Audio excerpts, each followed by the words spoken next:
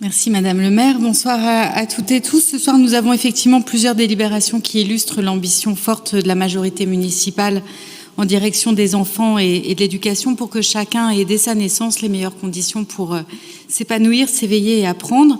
C'est notamment le sens de l'appel à projet parentalité dont nous votons les subventions ce soir, mais aussi d'une délibération qui fait le point sur notre stratégie globale autour du petit déjeuner, articulée en lien avec ma collègue Karine Trottin autour de 4 axes. Tout d'abord, les petits déjeuners gratuits à l'accueil du matin, la possibilité pour tous les enfants à l'école primaire d'avoir un fruit à la récréation du matin, des ateliers petits déjeuners par série de 3, ateliers pour 66 classes de la ville de Lille, et enfin l'expérimentation de petits déjeuners en temps de classe sur 2 écoles, les écoles maternelles Béranger et l'école élémentaire Hachette. Ce conseil municipal est aussi l'occasion de se réjouir de 2 bonnes nouvelles. La première est l'octroi par l'État du label pour la seconde fois d'une 2e cité éducative, après la première cité éducative que nous avons, comme vous le savez, sur le sud de l'île.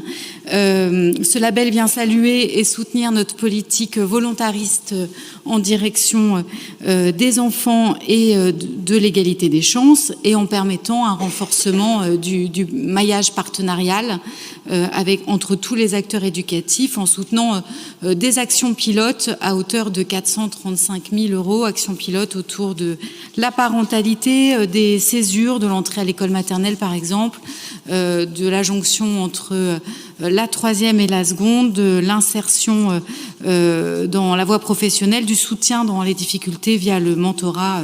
Par exemple, cette 2e cité éducative sera accueillie sur les territoires de Fives et de Moulins.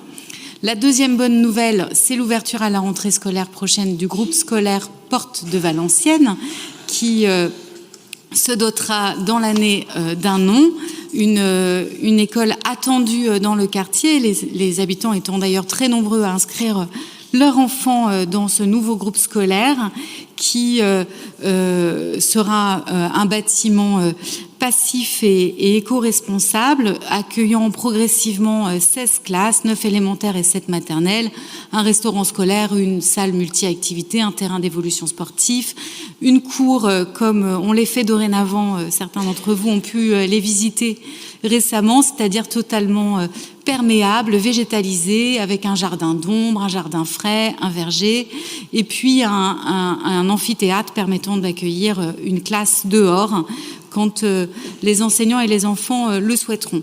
Mais ce qui fait la particularité, mes chers collègues, de ce groupe scolaire nouveau, c'est la manière dont il a été pensé et construit. D'abord parce que nous avons travaillé les abords, la cour d'école, mais également un certain nombre d'équipements de cette école avec les enfants du quartier qui ont été consultés, et puis aussi parce que le projet architectural épouse complètement l'ambition pédagogique d'une équipe qui est venue nous voir il y a maintenant 5-6 ans, équipe d'enseignants-chercheurs qui sont nommés sur cette école. Donc nous avons pensé l'école avec les enseignants qui l'ouvriront.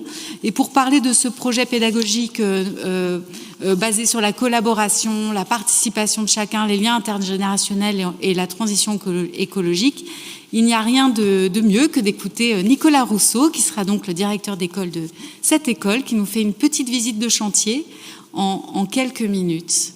Donc je lui laisse la parole.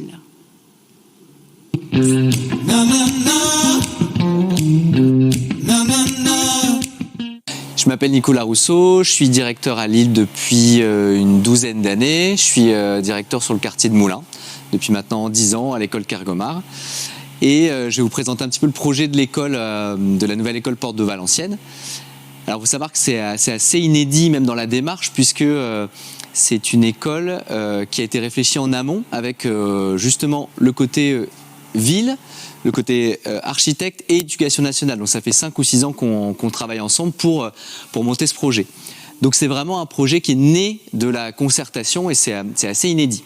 Donc ici, ça se matérialise par exemple par des salles de classe qui peuvent être ouvertes par binôme ou alors refermées à certains moments de la journée. Donc par exemple, ici, on peut avoir un accueil pour 2 classes maternelles qui peuvent se faire par les 2 entrées des classes.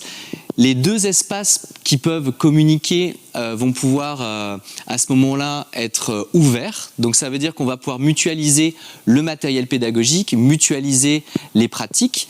Alors là, on va avoir justement ce système-ci qui va permettre de manière très facile d'avoir cette ouverture dans les salles de classe. Donc ça, c'est un système qui va exister que ce soit en maternelle, que ce soit au CP, CE1 ou que ce soit dans des classes CE2, CM1, CM2. C'est un système qu'on va retrouver et qui va servir de manière quotidienne. Aussi, dans l'école, on avait envie qu'il y ait une salle réservée aux parents. Mais donc ça, il faut le penser avant parce qu'après, les salles sont un petit peu accaparées. Donc juste à côté, il y a une salle qui permettra aux parents de venir se réunir, monter des projets, faire des cafés de parole, faire des projets avec l'association de parents d'élèves. Mais en tout cas, c'est une salle qui est réservée aux parents parce que la place des parents est vraiment importante à l'école. Et donc là, ils ont un espace vraiment dédié. Ici, on est sur un espace, donc une deuxième possibilité qu'offre l'école en extérieur. C'est une cour qui est réservée plutôt tout petit sur un espace apaisé, si on veut vraiment à certains moments, peut-être les après-midi ou à des moments plus doux, plus calmes, proposer aux plus jeunes d'avoir vraiment un temps qui peut être adapté vraiment aux plus petits de l'école. Alors ici, on est sur le toit de l'école. Donc justement, on avait parlé de la cour végétalisée, de la petite cour apaisée, des coursives. Et en fait, il y a un dernier espace qui peut être disponible, soit pour faire justement de la pratique multisport. Donc on va pouvoir avoir des malles avec du matériel à disposition. Donc ça peut être un espace d'éducation physique sur l'école, mais ça peut être aussi une possibilité pour ceux qui veulent des récréations un petit peu plus dynamiques, justement de pouvoir jouer sur tous les tableaux et d'avoir aussi cette flexibilité à l'intérieur de l'établissement entre la cour végétalisée, la cour apaisée au premier et la cour un petit peu plus sportive sur le toit.